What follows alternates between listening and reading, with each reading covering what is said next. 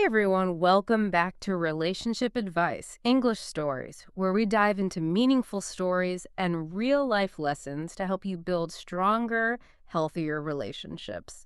Today, wow, we have really taken on something big. We've got this incredible stack of wisdom, basically a compilation from absolute top experts. We're talking world-class coaches like Stefan Speaks and Matthew Hussey, Right.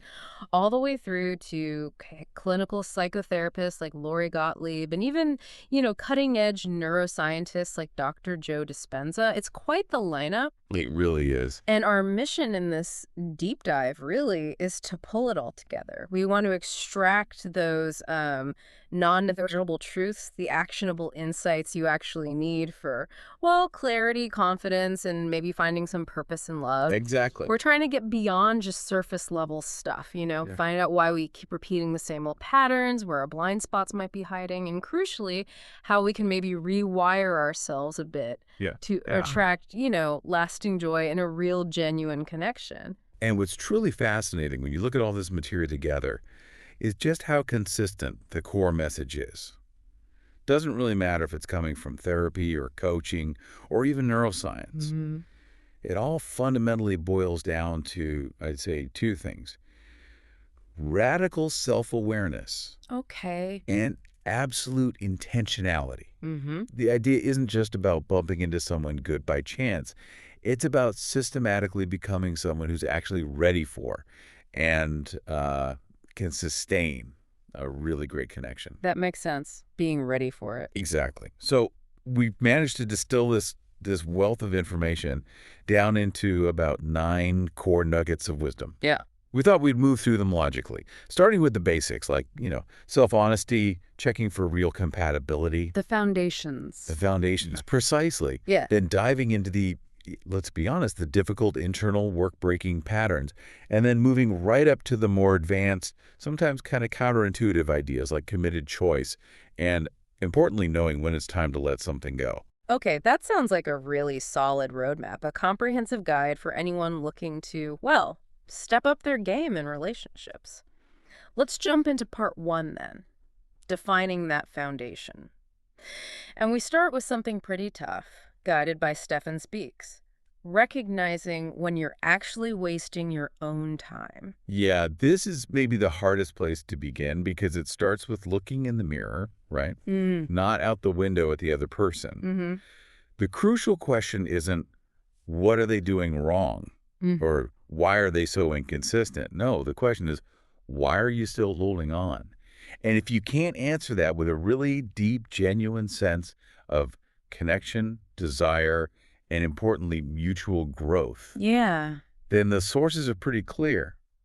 You're probably in trouble. Mm-hmm. Doesn't matter how nice the person seems on the surface. I appreciate that sharp pivot inwards. It forces that accountability, doesn't it? I mean, it makes you really look at your hidden reasons. Stefan gives this powerful example.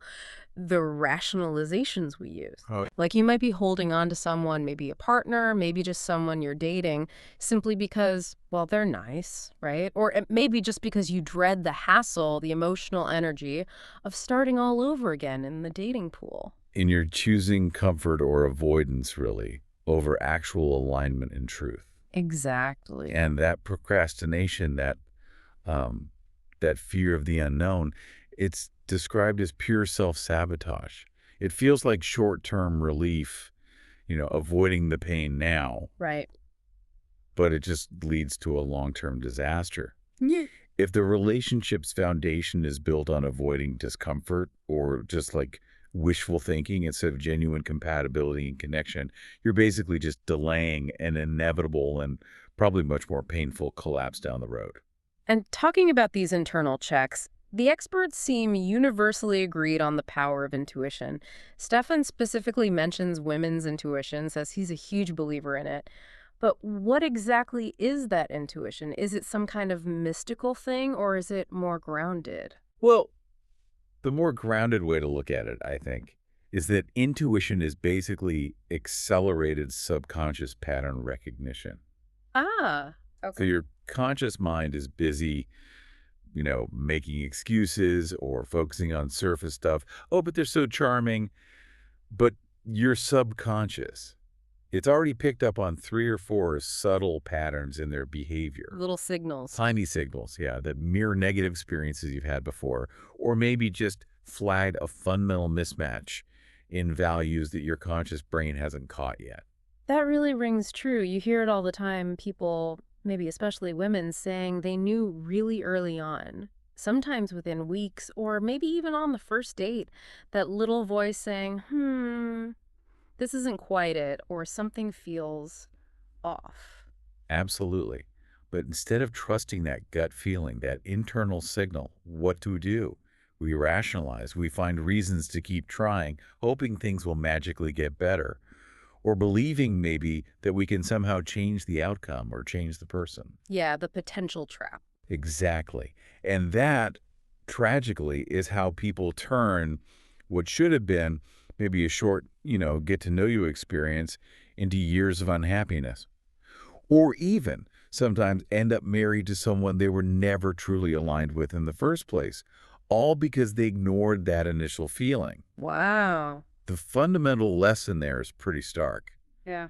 We have to learn to accept the truth of what we know deep down, even when it's super inconvenient, or it means, stepping back into being single again. Okay, so let's make this really practical for someone listening right now. What are the key, external signs, the things you can actually see that are definite indicators you might be wasting your precious time? The sources give us a pretty clear checklist. Okay, yeah, the first 2 points are all about commitment and communication. Number 1, the person just isn't willing to talk about things. Seriously talk. Stonewalling. Exactly. Relationships need communication. They need vulnerability. They need that willingness to actually discuss the difficult stuff. If they shut down or they deflect or just plain refuse to have the conversation, Yeah. well, you've got a non-starter right there. Okay. And the second point builds on that. It does. It addresses consistency. Okay. So let's say issues have been discussed, right? You've had the conversation, but then nothing changes. They aren't willing to actually address or correct the issues. Ah, the lip service problem. Precisely. It's the difference between someone just hearing the words versus actually listening and internalizing, and the difference between recognizing a problem exists and actively committing to changing the behavior. If they say, yeah, I hear you, but the pattern just repeats, well, you have your answer loud and clear. That's a tough one. And the third sign. The third, and this one's maybe the most fundamental, is just basic misalignment. If you are not aligned on what you actually want out of life Yeah. and where you see yourselves going, you're fundamentally incompatible. And this isn't about small stuff like liking different movies. No, not at all. This is about core life goals, core values. If you, say, deeply desire a settled family life, roots in a community, and they fundamentally believe in a nomadic, non-committal, maybe child-free existence, trying to force those two visions together, it's just wasting time and a huge amount of emotional energy you could be putting towards finding someone who actually shares your direction. Okay, that clarity is crucial. Which leads us right into the next challenge. Figuring out if what you're feeling is that real solid connection or if it's just intoxicating chemistry. Chemistry hits fast, it's exciting, but man, it can be misleading. It's so misleading. And the reason it's misleading, according to the sources, is precisely because chemistry often thrives when we're putting forward a kind of representative. Huh. Like a sales rep for ourselves. Kind of, yeah. The version of you that's always witty, always looks great, never has a bad day, agrees with everything. If they fall for that person, the connection isn't real because, well, they haven't actually met the real you yet. The one who gets grumpy or has doubts or wears sweatpants. Right. So what does real connection look like then, in contrast? Real connection, they say. It's marked by more of a natural flow. There's a sense of comfort, ease, and really importantly, a shared feeling of safety that actually allows that mask, that representative, to drop. Ah, safety. That feels key. It is. Stefan emphasizes that true connection needs an alignment of paths and purposes. And for two paths to truly align, you need to get beyond the surface stuff and understand where both people are actually headed in life. Can you realistically head there together? Are your deeper values, your long-term visions, actually compatible? And this brings us to what Stefan calls the fantasy killer, which sounds dramatic, but it's apparently the biggest hurdle in early dating. Yeah, it's a great phrase. Because when that chemistry is really strong, it acts almost like a drug, right? You get this rush, this excitement, and you quickly become emotionally invested in the idea of the relationship, the potential. Mm. And that investment makes you afraid to ask the necessary, maybe slightly uncomfortable, deeper questions. Okay, let's clarify. What counts as these necessary, deeper questions? Because I think people sometimes mix up deep with just getting overly serious too soon. Good point. Yeah. No, these are often quite practical questions, but they reveal long-term compatibility. Things like, hey, how do you generally think about money? Or what does work-life balance really mean to you? Or even, what did conflict look like in your family growing up? How did people handle disagreements? Ah, okay. The stuff that actually impacts daily life together. Exactly. But we avoid asking them, don't we? Because we're scared the answer might reveal a red flag, something that just completely blows up this beautiful fantasy we've constructed in our heads after just a few dates. So the internal monologue becomes, ooh, don't rock the boat, or don't ask anything that might scare them off. Precisely. And avoiding rocking the boat is the very thing that prevents you from finding out if this thing is built on solid rock or just, wet sand. That avoidance, that's the difference between a fleeting chemistry high that ends in disappointment and potentially finding a true long-term connection that's actually been stress tested gently early on. That's a perfect transition from those external factors to the internal stuff. Which brings us neatly into part two, focusing entirely on the inner work. And here we're drawing heavily from psychotherapist Lori Gottlieb and neuroscientist Dr. Joe Dispenza. It really seems we have to look inward before we can expect different results outward. Absolutely. And this is where Lori Gottlieb tackles a huge cultural pressure point head on. This myth of being behind. The feeling you get if you're single at, say, 28 or 38 or 48. Society often implies you've somehow missed the boat. You're lagging. Yeah, that timeline pressure is real. It is. But Gottlieb pushes back hard. She says, essentially, you are exactly where you need to be. And it's a big if you're doing the work. Okay, the crucial caveat. So how does she define the work? What does that actually involve? The work means really examining what hasn't worked for you in a relationship so far and figuring out your role in those dynamics. It requires recognizing that a relationship is like a dance, right? Yeah. What are your specific steps that consistently lead you to the same, maybe unhealthy outcome every single time? Taking responsibility for your side of the equation. Totally. And if you are doing that work maybe through therapy or serious self-reflection, journaling, really trying to understand yourself, Gottlieb argues you're arguably ahead of people who might be in relationships but are complacent or who just haven't done that internal digging yet. That's empowering. It is. And she introduces these concepts of idiot compassion versus wise compassion here, which are just critical for understanding growth. Idiot compassion. Well, it's your well-meaning friend who always validates you by saying the other person is 100% wrong. It's all their fault. Feels good in the moment, though. It feels great in the moment. Super validating. But ultimately, it leads to zero self-awareness, zero growth. You stay stuck. Okay, I can see why that's comforting, but ultimately unhelpful, maybe even toxic. So what does wise compassion look like? Why is it necessary but maybe painful? Wise compassion, which is what good therapy aims for, essentially holds up a mirror. Yeah. And sometimes the reflection is difficult. It forces you to see your own contribution to the patterns you keep repeating. Oof. Yeah. So, for example, the painful but necessary question might shift from, why are all my partners unavailable? To something like, why do I consistently find myself drawn to or choosing partners who are emotionally unavailable? Okay, that's different. It is. The easy answer is, oh, they're all just terrible people. Yeah. The wise compassion answer digs deeper. What is it about me?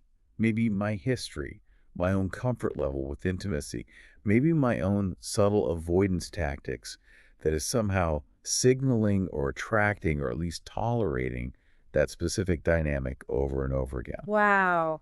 That is tremendously difficult to face, isn't it? Because admitting you're part of the problem, especially when you're hurting from a breakup, feels like taking the blame. It does feel like that initially. But Gottlieb argues this self-reflection, this willingness to sit with the discomfort, it's the only way to actually stop the cycle. Ah. Until you understand the dynamics you bring to the relationship dance, you'll just keep switching partners, but essentially repeating the same steps, the same routine. And this flows right into the next insight, which is profound and honestly a little alarming. The idea that we often marry our unfinished business. That even when we consciously seek the opposite of our childhood experiences, like safety or reliability unconsciously, familiarity pulls us back. This is the familiar trap, and it's powerful because it's largely unconscious. Our deep programming, often stemming from childhood experiences or trauma, is sometimes trying to seek resolution for those old wounds. How does that work? Well, say you grew up with emotional neglect. Your conscious mind desperately wants attention and presence, but your unconscious might subtly seek out someone who is also neglectful because, weirdly, that dynamic feels familiar, almost like home. Or, even more insidiously, your unconscious might be trying to replay the scenario, hoping this time you can fix the neglectful person and finally get the validation you craved as a child. So you end up recreating the very situation you consciously wanted to escape. That's often the mechanism, yeah. On a cognitive level, we're chasing, say, stability. But our emotional body, our nervous system, might actually be drawn to the chaos or the emotional unavailability because on some deep level, it feels familiar. Is there hope then? Can we break free? Absolutely.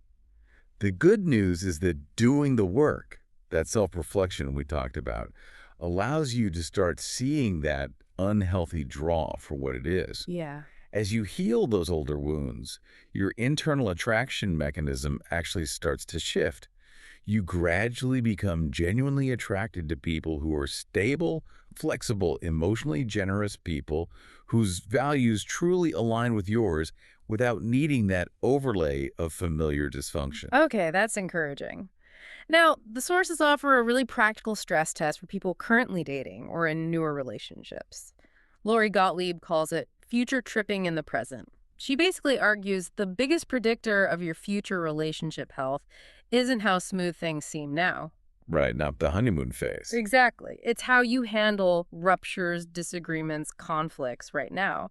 And she even says if you're 6 months in and you haven't had a single disagreement, you're probably not going deep enough. You might still be performing for each other. Yeah, that's a challenging idea because we tend to think conflict is bad. But she reframes it. Rupture and, crucially, the repair that follows, that's the ultimate predictor of whether this thing has legs. So disagreements are inevitable, even necessary. Mandatory, she suggests, in any truly intimate relationship. It's not about avoiding conflict. It's about what you do after the conflict happens. How do you come back together? If you're just pretending everything's perfect now, you're basically building a fantasy future that can't possibly hold up. Okay, so what does healthy repair actually look like according to this material? It sounds like it's more than just a quick sorry. Oh, much more. It's very specific and actionable. First step, when things get heated, recognize it and agree to take a cool-off period, maybe just 15 minutes apart. Enough for the physiological fight-or-flight response to calm down. Let the nervous system regulate. Okay, space is key. Then what? Then the apology.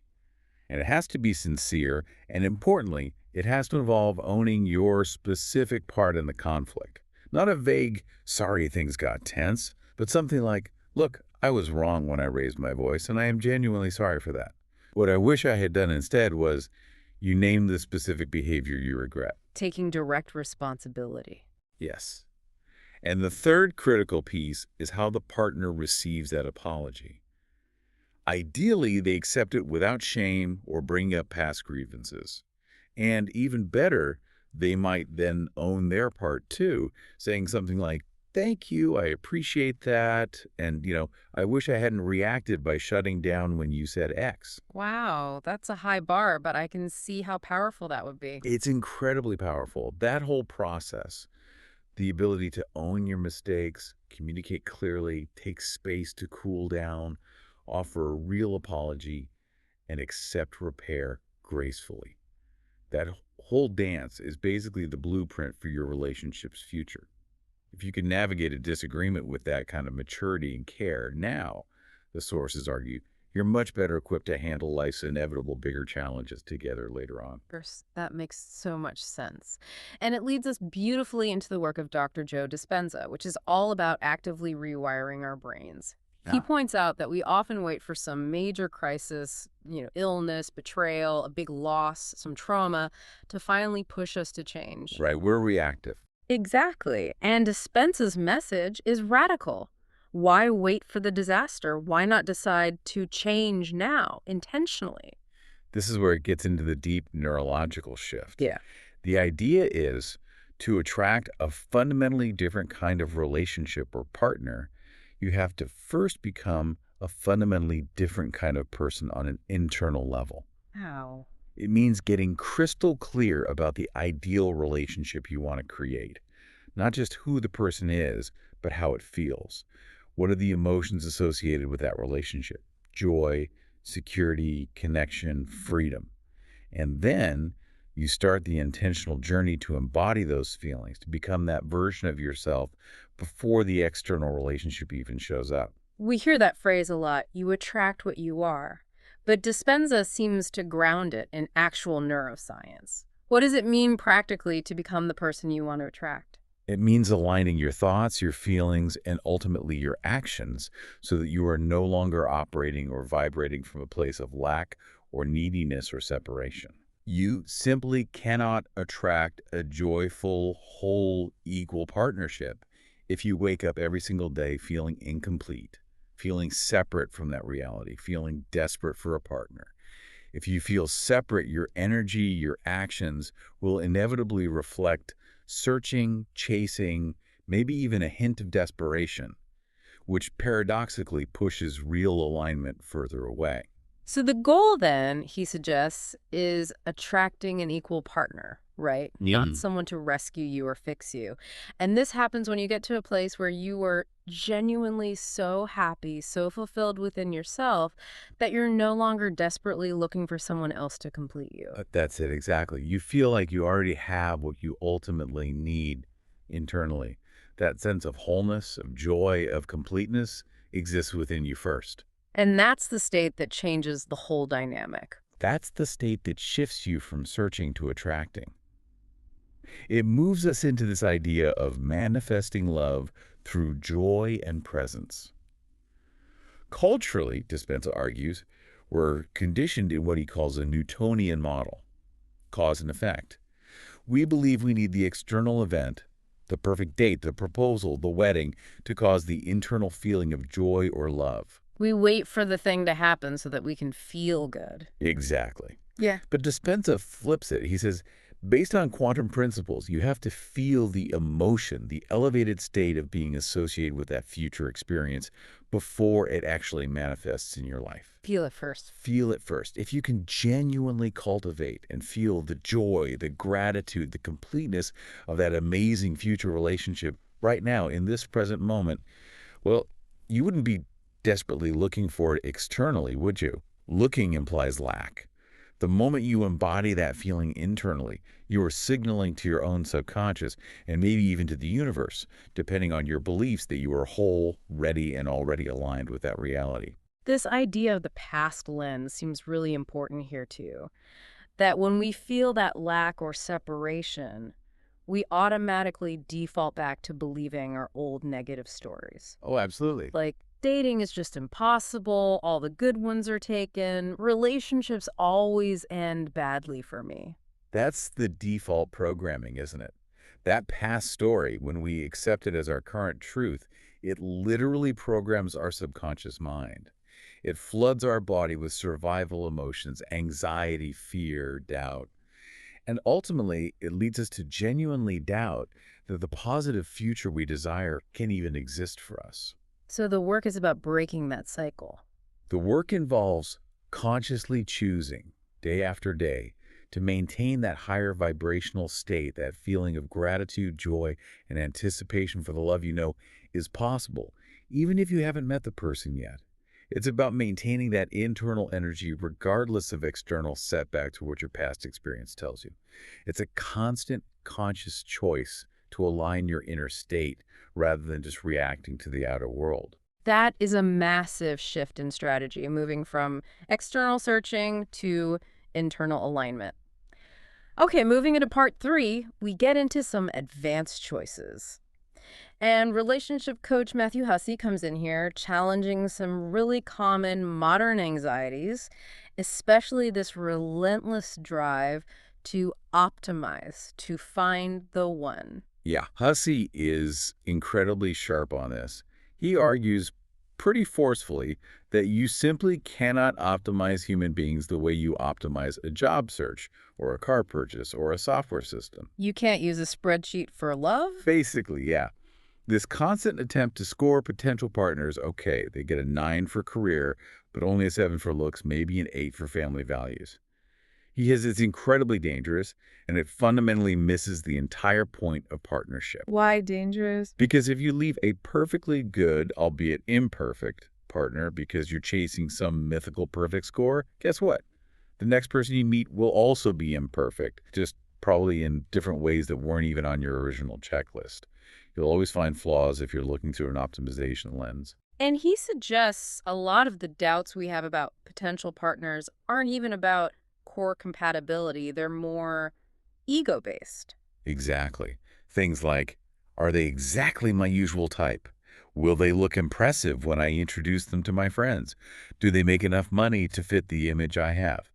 These kinds of aesthetic, social status, or purely financial criteria are incredibly limiting. So they become barriers. Huge barriers. They prevent us from seeing the real potential in the connection.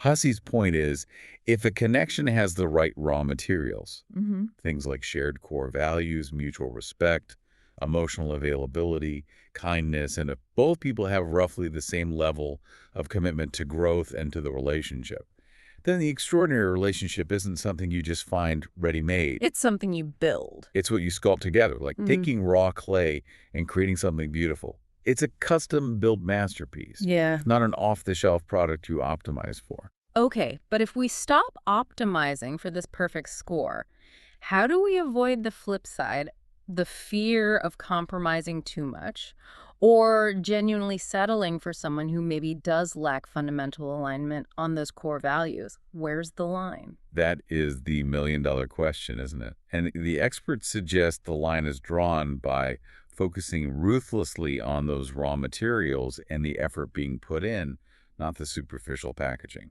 So focus on character.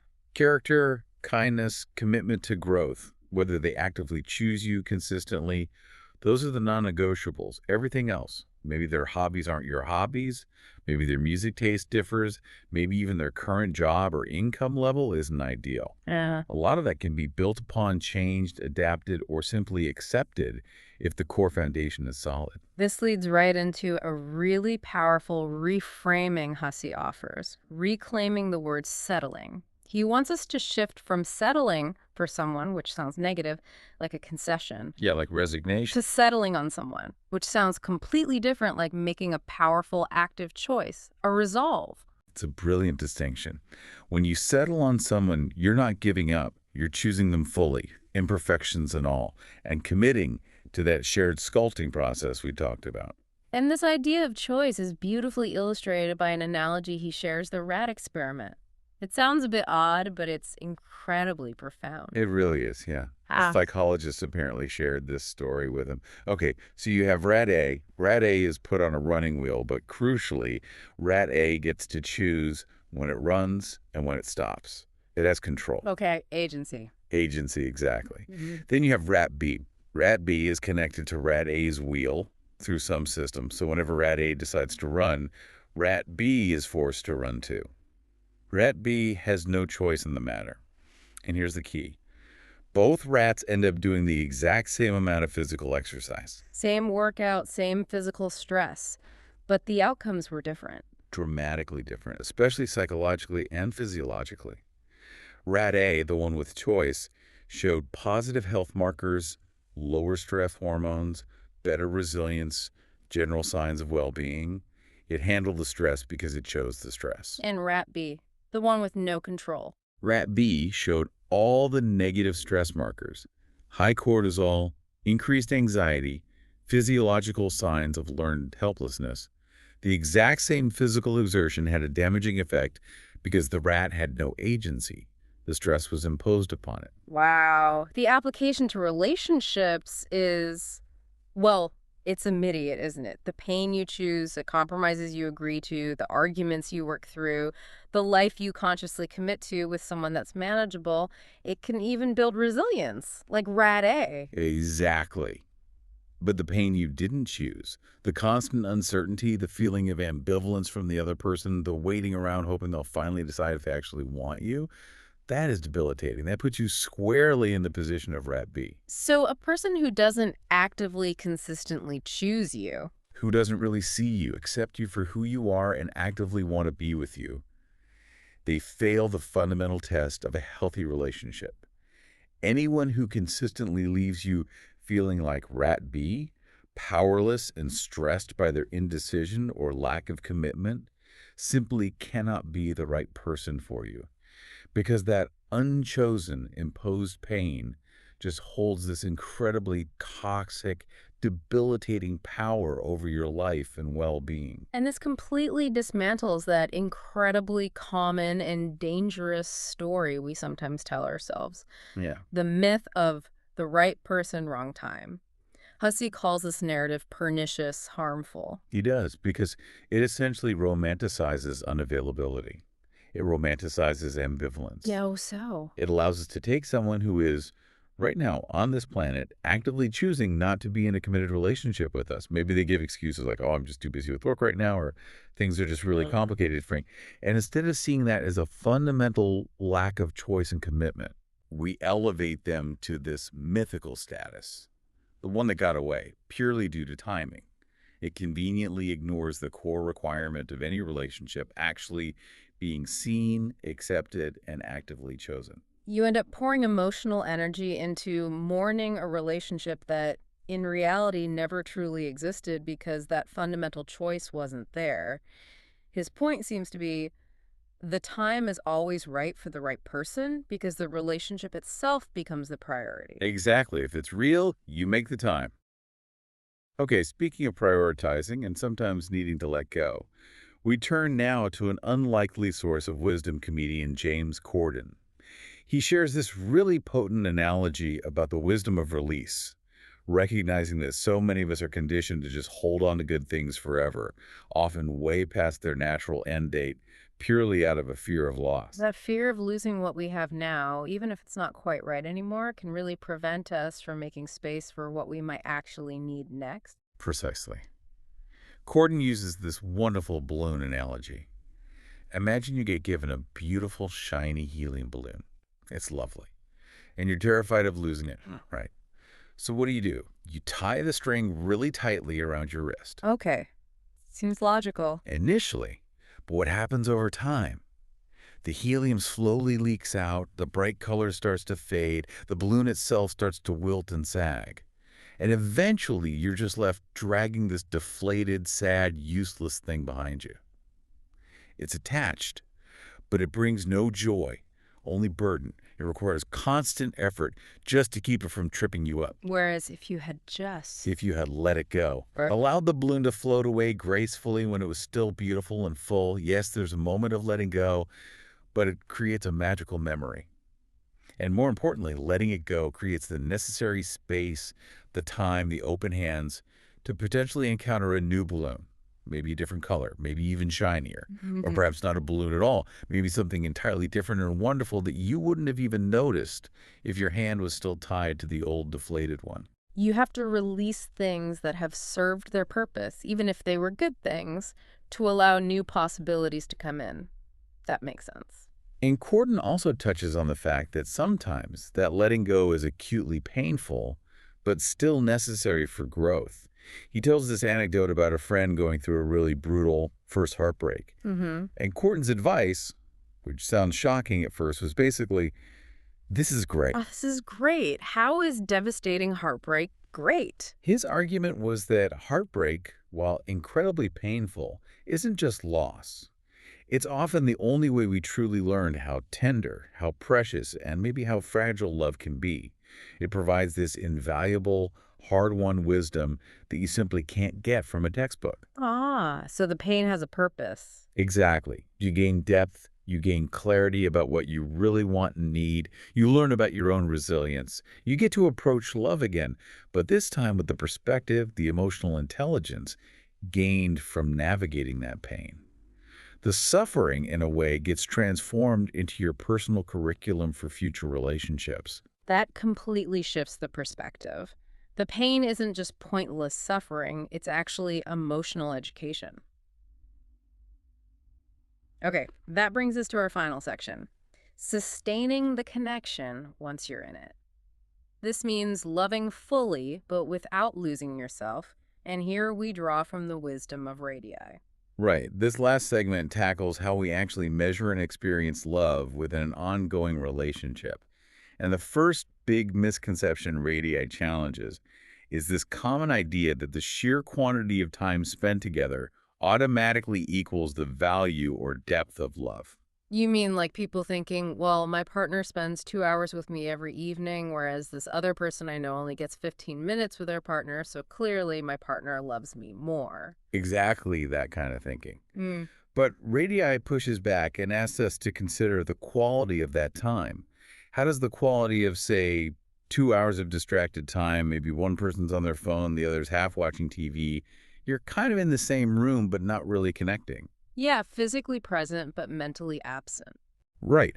How does that compare to maybe just 15 minutes of fully present, focused, intentional interaction where phones are down, eyes meet, and you're truly engaged with each other? The quality makes all the difference. Quality over quantity is paramount.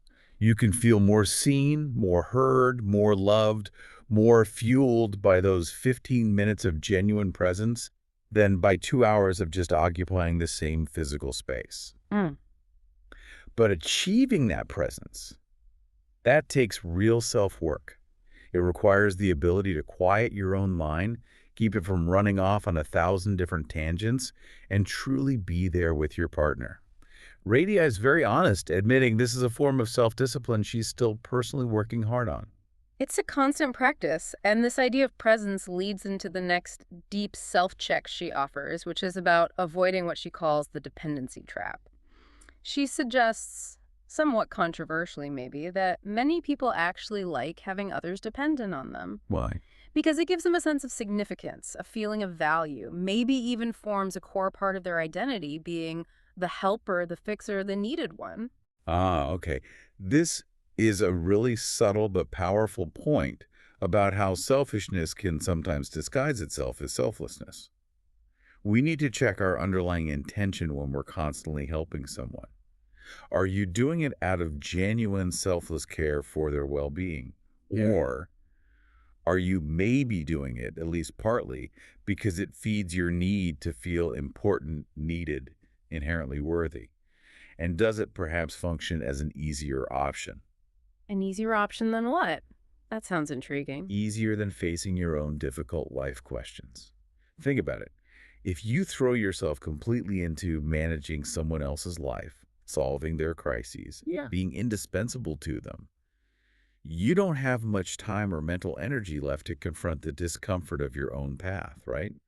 Your own unfulfilled goals, your own areas needing growth, your own existential questions. Wow. So using their dependency becomes an avoidance strategy for your own life. That's the potential trap. That avoidance of dealing with your own core issues by prioritizing someone else's perhaps manufactured need for you can ultimately be a selfish act, even if it looks like generosity on the surface. So, relying on someone else's dependency to generate your own sense of worth is actually detrimental both to you because you're avoiding your own growth and probably to the person you're enabling because you're not fostering their independence. Exactly. The sources suggest that to truly love fully without losing yourself, you first need to cultivate that sense of completeness within yourself. You need to be whole, aware of your own path, and generating your own sense of worth from within. And only then can you show up as a truly equal, supportive partner. Right. Rather than showing up as a rescuer whose actions are subtly fueled by a personal need for validation or significance. Wow. Okay, what a deep and incredibly cohesive dive that was. We really covered so much essential ground today. We went from that foundational check on self-honesty, letting go of just fantasy chemistry, then move through the really deep internal work facing our patterns, literally trying to rewrite our future neurological wiring based on Dispenza's work, and then tackled those advanced choices, like choosing to settle on a partner, not just settle for one, and the huge importance of high quality presence. And the overall conclusion, when you pull threads from all these different experts, Hmm. the therapists, the coaches, the neuroscientists, it remains remarkably consistent, doesn't it? Really does. Love isn't just about finding the mythical right person who ticks all the boxes on your checklist. It's fundamentally about becoming the right person first. It all comes back to that radical self-awareness, that commitment to personal growth, and bringing real intention to how you approach connection. That seems to be the absolute heart of building real, lasting love. Beautifully put. Now, before we wrap up, you mentioned there was a simple, very practical tool from the sources, specifically for people already in a romantic relationship who need a way to help repair things after a rupture, after an argument. Yes, it's incredibly simple, but apparently quite powerful, and it's backed by physiological responses. It's this. When you're having a tough conversation, an emotional disagreement, especially if you feel things starting to escalate, just reach out and hold hands. Hold hands during an argument. Exactly. That simple act of physical connection does something interesting. It helps to calm the nervous system, it can actually lower the heart rate, and it makes it physiologically much more difficult to maintain a really heated, aggressive, or disconnected argument. Huh. It serves as this constant, gentle, physical reminder of the underlying bond, the connection that exists between you, even when the topic you're discussing is really challenging. That's actually an incredibly practical and, yeah, quite a lovely image to end on. And it leads perfectly into our final provocative thought for you, the listener, to maybe take away and mull over.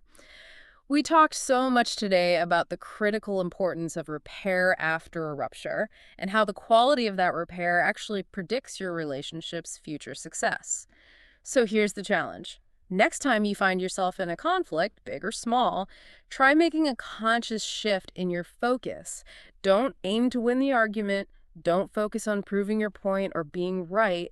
Instead, put your entire focus on the quality of the repair process that happens afterwards. Ask yourself, what would a really beautiful, strong relationship building repair look like in this specific situation? What would it feel like?